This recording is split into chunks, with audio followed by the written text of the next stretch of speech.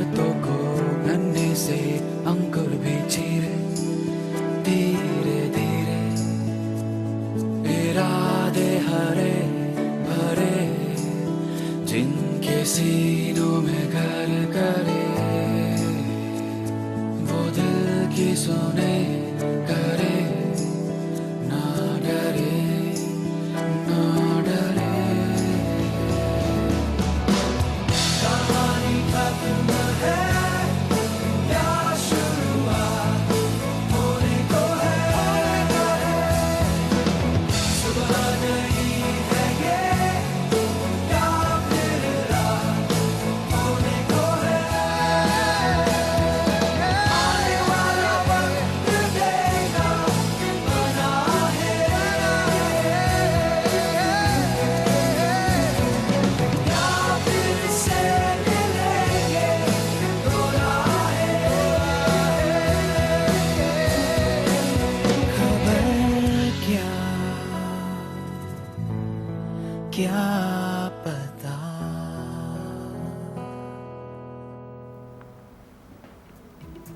नमस्कार, मैं हूं क्रांति संभव। आप सभी को नए साल की शुभकामनाएं, जिसकी शुरुआत तो हुई है एक चुनौती के साथ और कुछ उम्मीदों के साथ भी।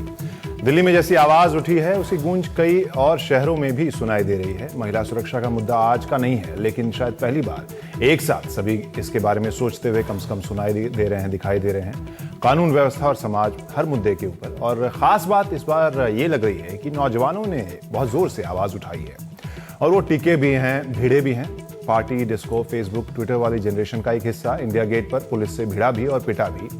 किसी ने कहा कि एक दिन में ये निकल जाएंगे, डेंटिंग पेंटिंग करके प्रोटेस्ट करके पार्टी के लिए भी निकल जाएंगे, लेकिन बहुतों को गलत साबित किया गया और अचानक लगने लगा कि इस बार नौजवान एक लंबी लड़ाई के लिए तैयार हैं और बदलाव की ओर उम्मीद हमें दिखा रहे हैं। आज हमारे साथ मौजूद है कुछ ऐसे ही खास मेहमान जिनसे हम पूछेंगे कि क्या नया साल जो है वो नौजवानों के नाम होगा और क्या इसमें कुछ भी बदलाव स्थायी हम देखेंगे। लेकिन इन सब सवालों से पहले और मेहमानों से मुलाकात से पहले एक report.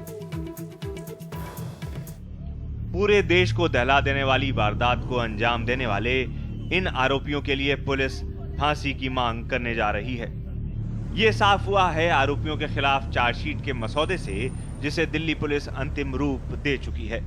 Vasant Vihar gangrape case में आरोपियों पर पुलिस ने डकैती और हत्या की धाराएं भी जोड़ दी हैं। पुलिस के मुताबिक पीड़िता और उसके दोस्त को जरा भी इल्म नहीं था कि वो मौत की बस में सवार हो रहे हैं। यहाँ तक कि जब वो बस में चढ़े तो 3 आरोपी पैसेंजर की तरह बस में बैठे हुए थे।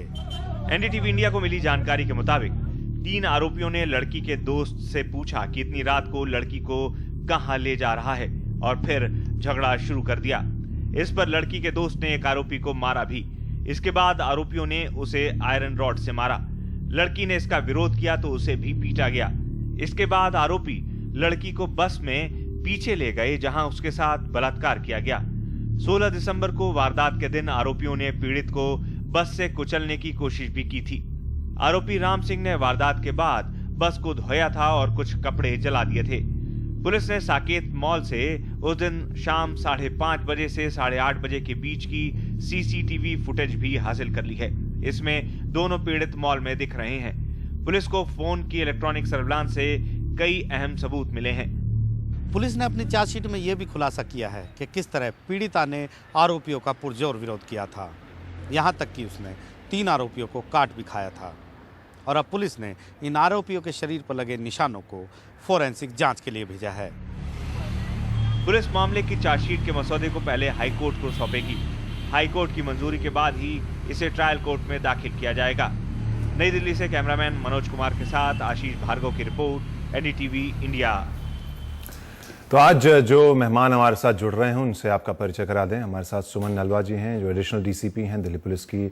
स्पेशल जो बच्चों और महिलाओं के लिए जो यूनिट होता है उसकी वो देखरेख करती हैं। इसके अलावा प्रेरणा है, रिसर्च स्कॉलर हैं। मयंक सक्सेना लेखक हैं, पत्रकार हैं। पूर्णिमा जो सदस्य हैं citizens collective against sexual assault की। साथ में ओम थानवी जी हैं, जो संपादक है जनसत्ता के। इनको आपने कई बार एनडीटीवी इंडिया पर अपने मुद्दों के साथ देखा है। अब सबसे पहला सवाल हम करना चाहेंगे, जैसा कि आज आप समझ गए होंगे इस शो की शुरुआत से, कि क्या जो बदलाव हम अभी देख रहे हैं उनमें से कुछ स्थायी रहने वाला है और इसके लिए हमारे साथ 3 खास नुमाइंदे मौजूद हैं उस जनरेशन से जिसको टेक्निकली बहुत से लोग खारिज कर रहे थे शुरुआत में। मयंक, आपसे हम जानना चाहेंगे इस बार कहीं ना कहीं खारिज करते हुए जो पहले बयान आ रहे थे उसको गलत भी साबित किया है आप लोगों ने। देखिए, सबसे अहम चीज़ जो है वो ये है कि पिछला 2 साल जो है बड़ा आंदोलन धर्मी काल रहा इस देश में, पर ये एक आंदोलन है जो लास्ट कर रहा है बिना किसी लीडरशिप के, बिना किसी फंडिंग के।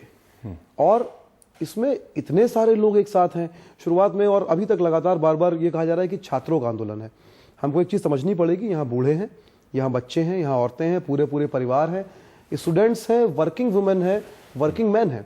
तो पूरा समाज जो है, और जो दिल्ली में है, इसमें मेरे साथ मणिपुर के लोग भी हैं, केरला के भी हैं, तमिलनाडु के, महाराष्ट्र के, बिहार के, यूपी के।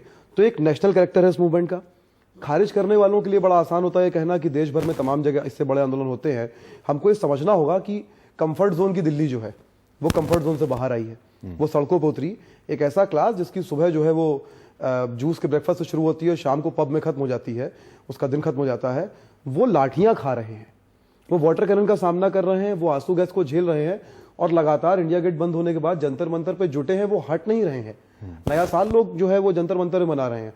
तो ये जो बदलाव आया है, खारिज करना किसी चीज को बड़ा आसान है, पर इसके हर घटना की परिघटनाएं भी होती हैं। इसकी परिघटनाओं पर अब जाएंगे घटना की, तो हो सकता है अपने उद्देश्य में बहुत सफल ये आंदोलन ना हो, पर इसकी परिघटना आप देखेंगे तो वहां जो लोग आ रहे हैं उनमें से बड़ा तबका है जो बहुत कड़वे नारे सुनता है।